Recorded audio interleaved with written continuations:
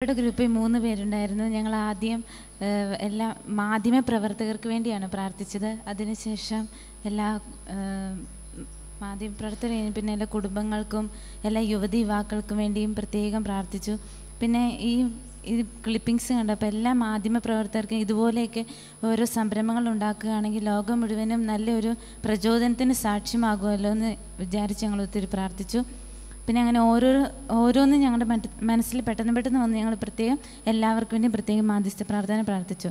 പിന്നെ ഇന്നത്തെ ക്ലാസ്സുകളിലൂടെ എനിക്ക് ബോധ്യപ്പെട്ടത്, ഈ ജ്ഞാനം കിട്ടിയിട്ടുണ്ടെങ്കിൽ നമുക്ക് എല്ലാത്തിനും ഒരു സൊല്യൂഷൻ കണ്ടെത്താൻ സാധിക്കും. എൻ്റെ വെസ്റ്റീഷന് മുമ്പ് തന്നെ ഞാൻ ജ്ഞാനം 9 എന്ന അധ്യായം കാണപ്പാഠം പഠിച്ചിട്ടുണ്ടായിരുന്നു.